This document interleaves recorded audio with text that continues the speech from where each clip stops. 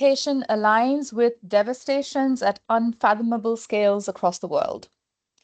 We are holding this conversation at a time of continuing genocide of Palestinian peoples, imperialist harms on Iranian peoples, rising threats to democracy, violent attacks on trans rights, oppressive regimes and occupations from Kashmir to Iran to Ukraine to Sudan to the Congo, racist, xenophobic, and anti-immigrant UK state rhetoric and policies. And of course, in UK universities, we continue to contend with precarities, redundancies, and we have become the fulcrum of political culture wars. So we sit here in this room totally bound up intrinsically with oppressions at a planetary scale. And it would seem irresponsible of me not to acknowledge this reality. As my book explores, our struggles are interconnected, and we cannot be selective about the struggles that we get behind, that we extend our solidarities to.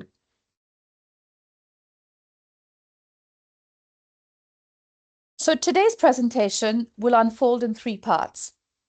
First, I shall provide a note on the caste system, a critical lens that is integral to the ways in which I formulate the unmaking of contact. A critical lens that is slowly emerging in global dance and performance studies, a domain of mostly dominant caste scholars like myself. Second, I shall provide an overview of the monograph, outlining a pathway through the chapters. And third, I shall share an excerpt from the preface.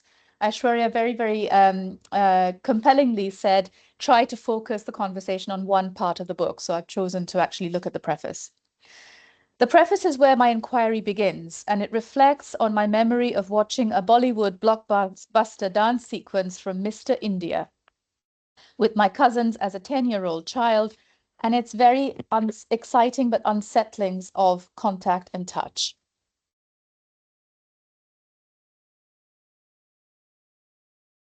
Part 1, on caste.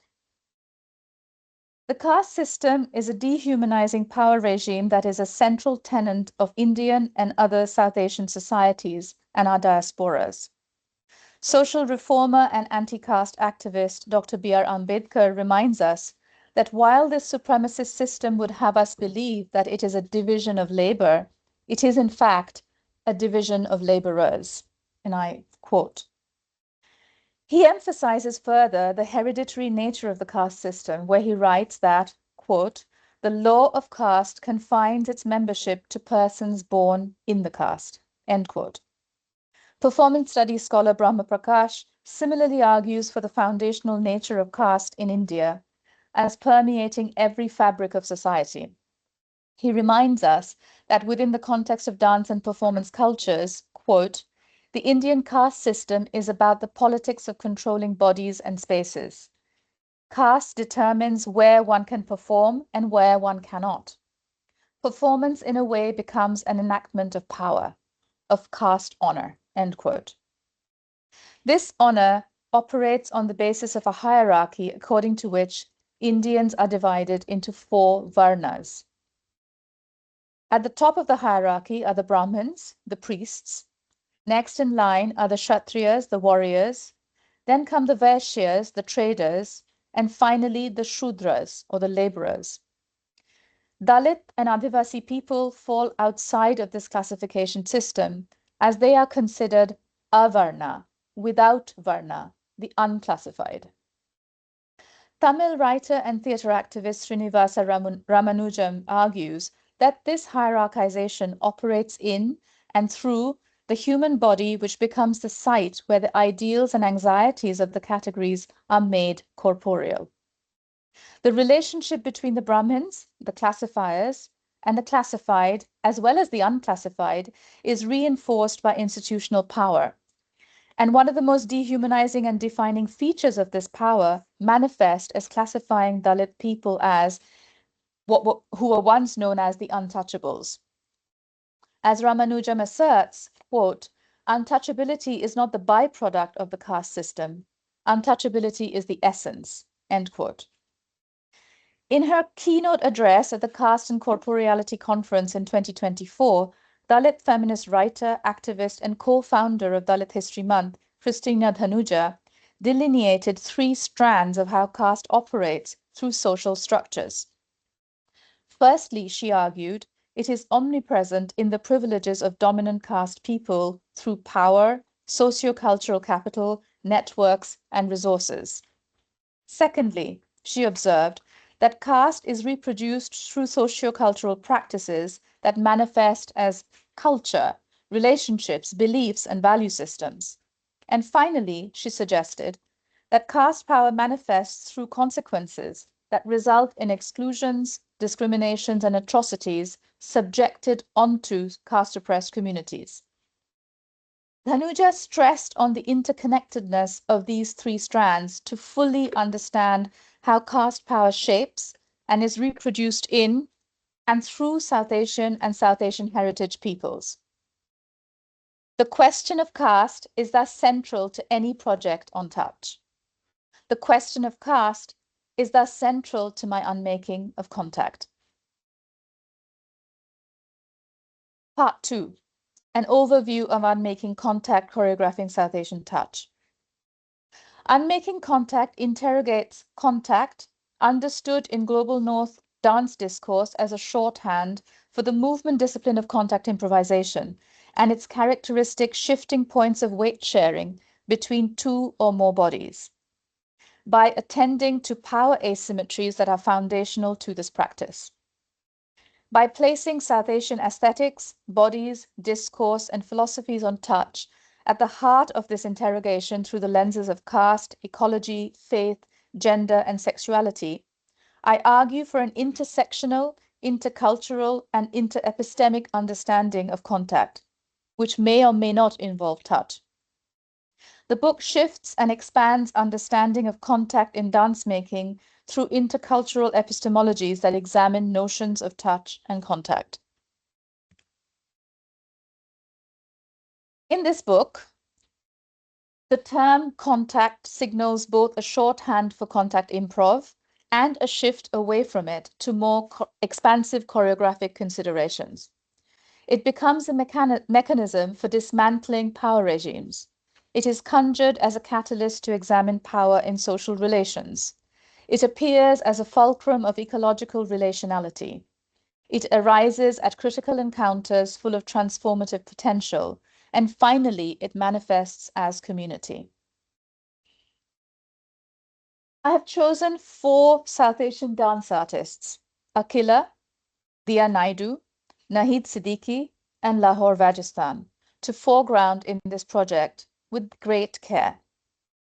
I value the transnational and intergenerational dialogue they enable in my thinking from varying social positionalities along the power spectrums of caste, faith, gender, and sexuality, and also from varied career locations.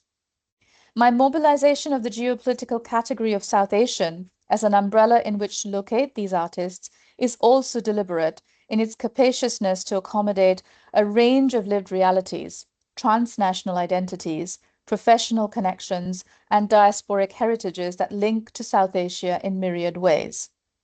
While 2 of my artists, Akila and Naidu, live and make work in India about contemporary Indian life, Naidu has also presented her work in Europe, and Akila's commentary on intercaste intimacies is just as relevant to South Asian communities in the diaspora. My remaining artists, Siddiqui and Lahore, test the porous and political boundaries between homeland and diaspora in thrilling ways. Siddiqui's Pakistani heritage deeply shapes the British dance landscape, while Lahore's drag art in India, the UK, and the United States, but perhaps most importantly on social media, enables an identification of South Asia that is malleable and spacious. In each chapter, I propose a particular mode by which the artist unmakes contact. In chapter 1, I argue that Akila conjures contact as caste justice in her dance as education piece, Tinda Tinda. The piece argues for intercaste intimacies and touch as the promise of liberation from caste supremacy and violence. Such intimacies call Brahmanism's founding principle of caste purity into question, as dominant caste and caste-oppressed people engender social and physical relations. The piece simultaneously unmakes the very social contracts upon which caste supremacy's notion of purity rests. I examine the unmaking of such impermissibility of intercaste contact through a close analysis of tinda tinda, which means when we touch. In Chapter 2, I undertake a choreographic analysis of selected sections of Roshak Touch by Dia Naidu. To do this, I introduce an intercultural theoretical nexus between Indian philosopher Sundar Sarukai's premise of the skin as a moral sense that drives the socialization of Indian people, as he calls closed-skinned, and Asian American dance scholar San Kwan's critical intervention that love is an essential condition of interculturalism. Through these, the chapter examines Naidu's choreography to ascertain the extent to which Roshak Touch is successful at moving beyond our closed-skinnedness through foregrounding love as a choreographic method that binds humanity and desire for human connection. By placing on her audience members a critical charge of an awakening through confronting their own prejudices, desires, and discomforts, Naidu's Roshak Touch offers us glimpses of normalizing touch, as she calls it. In this, it builds alternative imaginaries through an albeit partial unmaking of Indian closed-skinnedness. Chapter 3 examines British Pakistani Kathak maestro Nahid Siddiqui's connectivity to nature, relationality between human and non-human ecologies, and challenge to heteropatriarchy through her feminist dance film, The Mirror Within. It demonstrates how Siddiqui's Kathak emphasizes her Sufi and eco-feminist interrelationship between humanity, nature, and our ecological companions. Siddiqui is an anomaly for having withstood and resisted multiple dimensions of exclusionary politics through her life and art. Heteropatriarchy in Pakistan that banned her from dancing, a Hindu-dominant South Asian diaspora in the UK that meant finding her own Sufism-inspired Kathak at odds with Hindu and Indian-centric Kathak of her peers, white supremacy of the UK landscape itself with its anti-immigration hostility and racism, and a male-dominated Kathak community in UK's South Asian dance sector.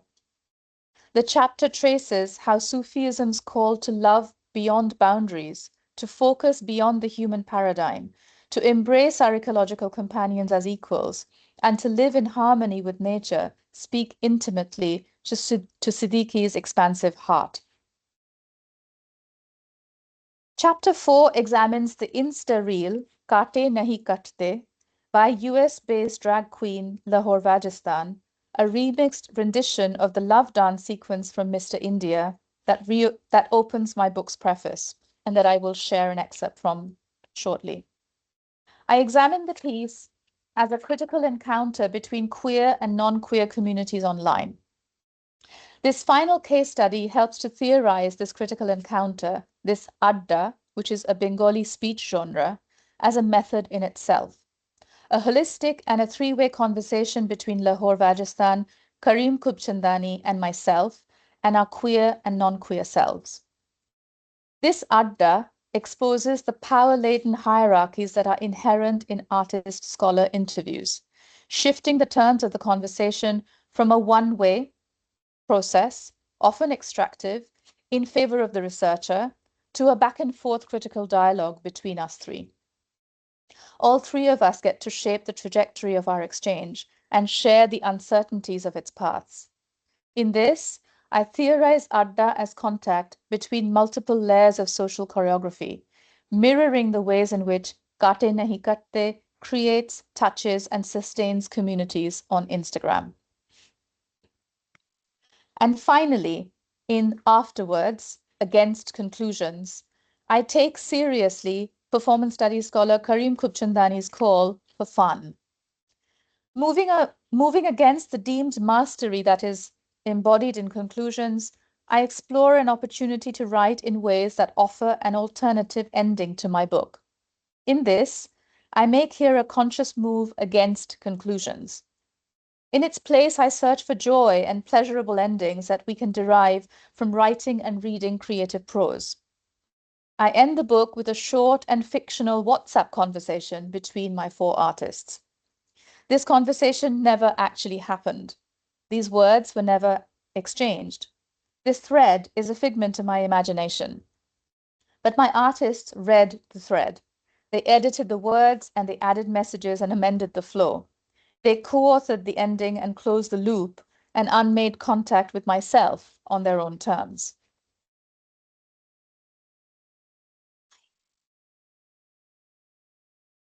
Okay, so moving on to part 3 and an excerpt from the preface.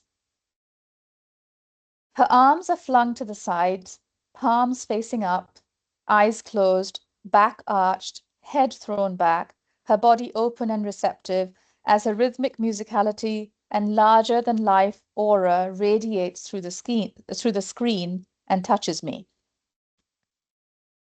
She is alone and she is enough. In the summer of 1988, my cousins and I were spending sultry afternoons sprawled on cool tiled living room floors, desperate for some respite from the oppressive Kolkata heat. I was by far the youngest in the group and regularly infantilized, ushered away from what they deemed were more grown-up conversations. One afternoon, we sat down to watch the Bollywood blockbuster Mr. India. Mr. India, starring the late Sridevi as a journalist, Seema Sohni, and Anil Kapoor as Arun Varma, the philanthropist violinist whose fortunes turn overnight when he inherits an invisibility cloak. Henceforth, he becomes Mr. India, the savior of the people. His ridiculous storyline had no impact on me whatsoever. But my impressionable 10-year-old heart was set on fire by Sridevi, and I suppose Kapoor's love dance. The same love dance that generations later remains iconic and formative for so many of us Indian heritage women and people of minoritized genders across so many different identity positions. And they shape our relationships to desire, touch, womanhood, and self-fulfillment. A prelude in Hindi between a very coy Sridevi and Kapoor, who remains invisible to her, frames this love dance, and I share it in translation here. Sridevi says, Mr. India, how much love do you hold in your heart for the people? Kapoor, only for the people, not for you? How would I know? You have never told me how you feel. Not every word needs to be spelt out, does it? He says. No, some words are exchanged when eyes meet, but in our case, even that isn't possible. Kapoor says, okay then, those words that you are yet to hear, that you are yet to see, those words I'm going to share with you up close, very close. I shall touch you with my words.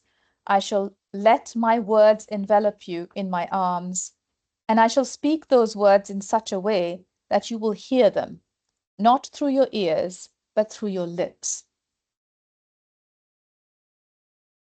As Kapoor concludes this cryptic and luring promise, we see Sridevi's lips quiver, suppressed by an invisible kiss, as she absorbs his words into her skin.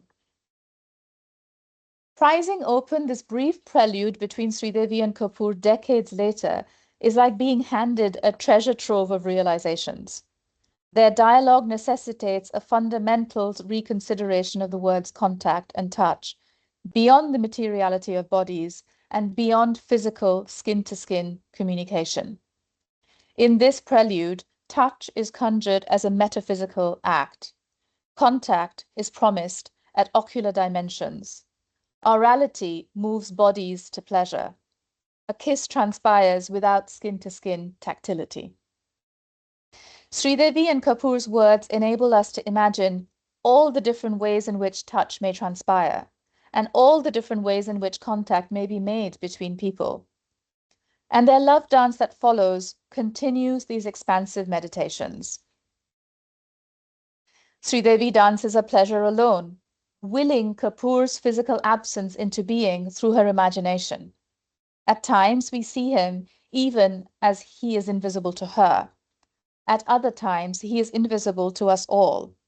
In these moments, we sense his presence through the ways in which her dancing body responds to his words, his breath, his imagined proximity, his invisible corporeality.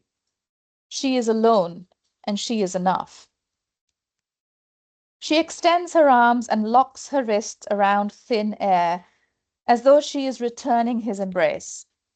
As her eyes shift focus from the outdoor location, searching for him, her lyrics address him, but her bodily movements exist alone on her own terms. She wraps herself languidly around a spiral staircase and holds herself up, one step at a time. She slides up and down a tall red pole, using it for support. She is free, self-fulfilled, taking up space. She rides on a hay bale, twitching her spine and giving into pleasure as though being kissed all along its length, from the base of her spine to the back of her neck. As torrential rain comes down on them, their love dance conjures the classic Bollywood trope of the wet sari dance sequence. Sridevi's electric blue chiffon sari clings to her breasts and her hips, accentuating her bodily form. The wet fabric is the closest thing to her skin. It embraces her in a way he cannot. The present materiality of this non-human object, the sari, stands in for the absent materiality of his human body. This shape-shifting choreography between images of deriving pleasure on her own and images of deriving pleasure from his imagined presence expands meditations of touch and contact in choreography in truly exciting ways. She is alone, and she is enough. Years later, through performance studies scholar Karim Kubchandani's thrilling theorization of Sridevi's danced gesture in another film called Nagina from 1986, I come to understand further the stakes of Sridevi, quote, risking her body on screen to make legible an Indian womanhood that defies the dominant dichotomies of wife and whore, end quote. I also come to consider, through film and media studies scholar Usha Iyer's powerful analysis, how Sridevi's danced corporeality, quote, quivering with sensuousness, boldly libidinous, transforms Kapoor into a, quote, sideshow, a stunned, mute spectator to their danced expression of sexual appetite, end quote, championing instead, quote, an intimate dialogue between the choreographer Saroj Khan and the dancing heroine, end quote. She is alone and she is enough.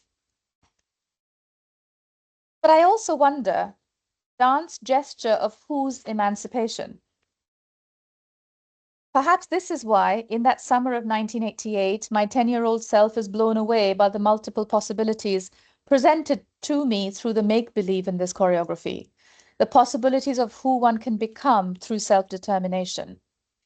And subsequently, years on, navigating my way through my own youth, desiring desire, and in search of self-fulfillment, I find myself in my own mother's chiffon saris dancing under a shower, remembering and reliving the visceral imprints left on my own body by Sridevi's dance gesture. I don't need anyone to dance with me. Like Sridevi, I am alone and I am enough. I evolve in and through my childhood memories of Sridevi's cinematic materiality that I have replayed over and over in my own body. Communication studies scholar Jennifer M. Barker argues that the experience of cinema is one of tactility, enabling an exchange that, quote, gets beneath the skin and reverberates in the body. Barker claims that the human body responds to a film, quote, haptically, at the tender surface of the body, kinesthetically and muscularly, in the middle dimension of muscles, tendons, and bones that reach toward and through cinematic space, and viscerally, in the murky recesses of the body, where heart, lungs, pulsing fluids, and firing synapses receive, respond to, and reenact the rhythm of cinema, end quote. While Barker's focus is on the tacit tactility of the cinema as a medium, my dwelling on Sridevi's dance presence and absence of touch on screen presents an opportunity to consider cinema's tactility as a compounded phenomenon. Moreover, 3 decades on, I have come to realize that Sridevi's dance gesture on screen revealed to me the myriad liberatory ways in which touch and contact could manifest in our lives. But if only we had the imagination and or the will to build such emancipatory worlds. Ideologically, the impetus for this book is born out of the urge to build such emancipatory worlds. But whose emancipation? Politically, it is born out of the need to critique myriad interlocking power regimes in dance that inflict social harm and violence, despite dance's overriding reputation as an intrinsically liberatory language and practice. In this, I'm urged by dance scholar Arabella Stanger's gentle but firm and compelling call to our field to think critically about our beloved discipline's ability to cause social harm. But how am I implicated in this interlocking power grid? Temporarily, it's born in a very specific moment that stands out as transformative in my movement training during my undergraduate studies in the UK. It's the moment when, during my first contact improv workshop in 1998, I was first touched by another body in the context of performance training. This touch, unlike the kinds of touch I had previously experienced during my Kathak training in India, was not mechanical or instructional. This touch did not correct my posture, redirect my gaze, or accentuate my mudra, for example. Instead, this touch felt free, exploratory, and consequently even threatening. This touch was, of course, mutual. By virtue of being touched, I too was touching my partner's body, but from where I moved, my reciprocating touch was clinical, mechanistic, functional. While it allowed us to explore shifting points of physical contact so that we could be responsible for each other's balance and weight, it made me hyper-conscious of how I moved. And yet I could see from my tutor's demonstrations earlier that the quality of movement it was intended to generate was supposed to be impulsive, instinctual, responsive. Far from it, my movements appeared and felt jagged, mechanical, planned. The touch was new, exhilarating, and terrifying all at once. Not because I did not trust my partner's ability to support my weight, but because my Indian Kathak-trained solo dancing body, which had hitherto danced within a specifically demarcated space of my own, and which was coded by very culturally specific regulations that govern touch, had been placed in a situation that had led to a breakdown of these very codes.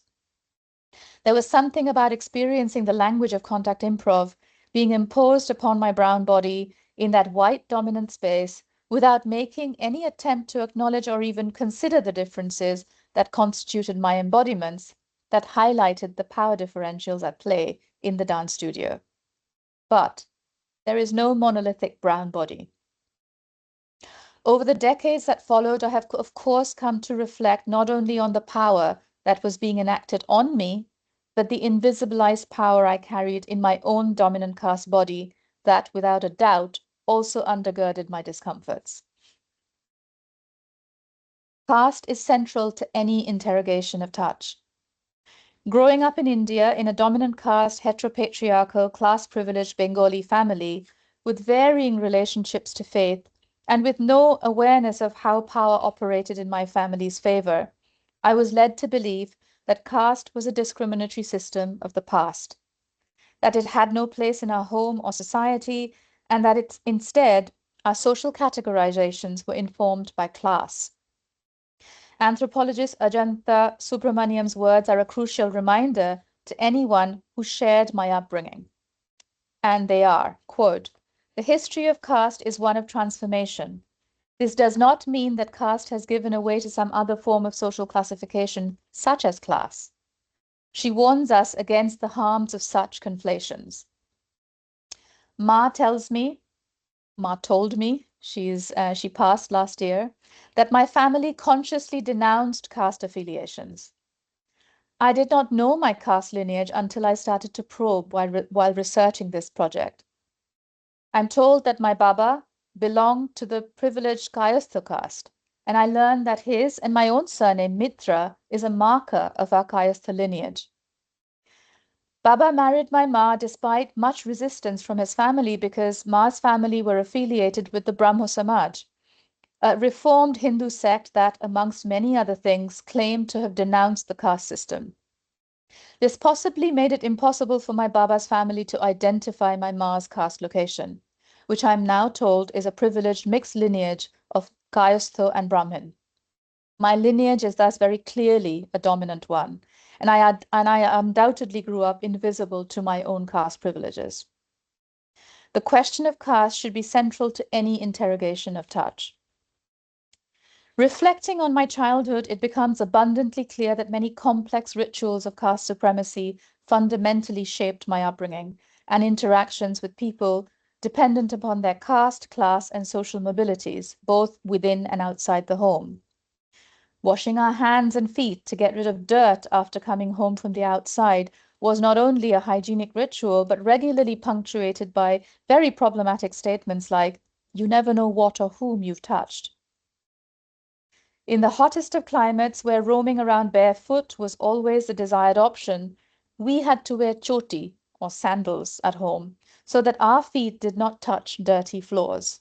In contrast, however, all our domestic workers, who I suspect were from caste-oppressed communities, were expected to remain bare feet inside the home, did not join us for meals at our dinner tables, drank and ate from cups and glasses and plates that were distinct, and used toilets that were also distinct from ours. Yet, the extractive relationships between our dominant caste families with these caste-oppressed peoples, often women, who were responsible for our safety and healthy upbringings, whose touch healed and wiped away our tears through every scrape and cut through our childhoods, is the very basis on which our families could claim to have denounced caste. Our domestic workers and our nannies would heal our scars by applying medication, massage our heads with coconut oil, and stroke our hair till we fell asleep when unwell. But they were not able to eat their meals sitting next to us at our dinner tables. It is also in the public sphere of 1990s Kolkata as a young woman taking public transport to and from school that I discovered how, in these crowded environments, people from potentially all genders, castes, and classes intersected and stood closely compressed against one another. I have memories in some of these instances of witnessing or experiencing violating, unwanted sexual touch. On another end of the spectrum, however, I grew up watching television images of thousands of people thronging to touch the feet or hands of spiritual leaders to receive their blessings, as physical contact with them was somehow believed to have sacred healing powers. In the aesthetic sphere of my Kathak training under different female Hindu gurus, codifications around touch persisted.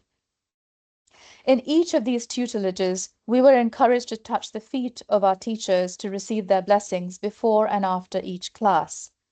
Even as I learned to narrate stories of love, eroticism, and intimacy, we were taught to mime these moments of relational interactions, evoke them through abhinaya, the strictly stylized performance language of hand gestures and facial expressions. I now wonder to what extent Kathak and many other Indian classicized dance forms, historically solo formats, uphold the dehumanizing caste supremacy of untouchability. It is surely this habituated codified corporeal power of the caste system, in conjunction, embodied and sustained in my solo dance training, that undergirded my experience of discomfort in that first contact improv class, where my caste privilege interlocked with the racial privilege of my peers and my tutor. Therefore, as a dominant caste Indian scholar who's also cisgender, non-disabled, heterosexual, and class privileged, working on anti-racism in a global North Academy, while continuing to benefit from the various forms of capital I derive from my caste privilege, my interrogation of choreographic touch has to be an intersectional inquiry. It has to commit to exposing the power that operates in my favor in certain dance contexts because of my dominant caste position in India and the diaspora, while simultaneously critiquing how contact improv wields its whiteness against me in others. In this, I am deliberate in my mobilization of Kimberly Crenshaw's foundational concept of intersectionality that nuances our understanding of race and gender-based discrimination, how they interact, and are now compounded for Black women in employment. While Black womanhood is not the subject of my project, it is through Crenshaw's conceptualization of this compounding phenomenon of power regimes across race, gender, caste, and sexuality that I attempt to theorize how touch is mobilized and experienced by brown South Asian dancers within and beyond South Asia and its diasporas, and how these mobilizations allow for new ways to theorize contact, because there is no monolithic brown body. In an online seminar in 2022, anti-caste activist and hereditary dancer Nritya Pillai and critical ethnic and Muslim studies scholar Shaista Patel exposed this very problem. They rightly challenged dominant caste scholars and artists located in white majority global North contexts to examine our own reductionist self-identification as oppressed people of color only, without simultaneously acknowledging the caste and class privilege that lend us access and credibility to move in and through power. Pillai and Patel contend that positioning oneself as minoritized within one power structure, such as racial privilege, without simultaneously acknowledging one's position of privilege within another, such as caste supremacy, makes the people of color discourse a cloak, a power move, behind which Savarna or dominant caste South Asians in the global North can hide, thus invisibilizing and remaining complicit in caste violence. I take their call for the need to examine and practice such politics of intersectionality as scholars seriously in order to complicate and compound the analytical lenses through which we practice our scholarship. And so, positioned firmly in between interlocking power regimes of caste supremacy, ableism, classism, whiteness, heteropatriarchy, while also negotiating power as it operates through me in some instances and on me in others, I set forth to examine how choreographic touch in South Asian dance carries the potential to both uphold and dismantle different regimes of power in my commitment towards unmaking contact. In this, unmaking contact is a necessary, timely, and simultaneous unmaking of me. Thank you.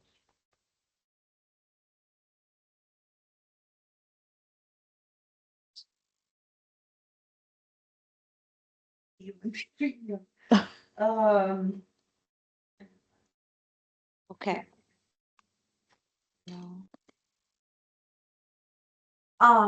Thank you so much, Anna, for giving the talk. I am waiting for questions. If people online have questions, I'm standing here so people online can hear me, and I hopefully, yeah. I want to formally thank you for the conversation, for walking us through the arguments of your book, and for reflecting so critically on your own caste positionality in doing this work on touch. There are scholars I know who also work on touch visual in the visual arts, like in Mughal paintings, the idea of touch and the positionality of the characters painted, which might be of interest for you. Thank you.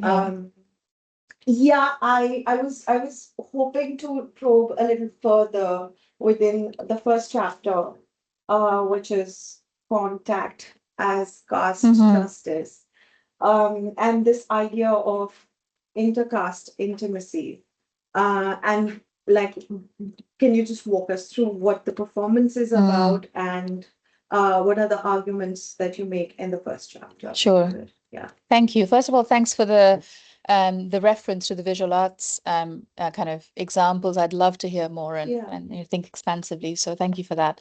So in the first chapter where I analyze this particular piece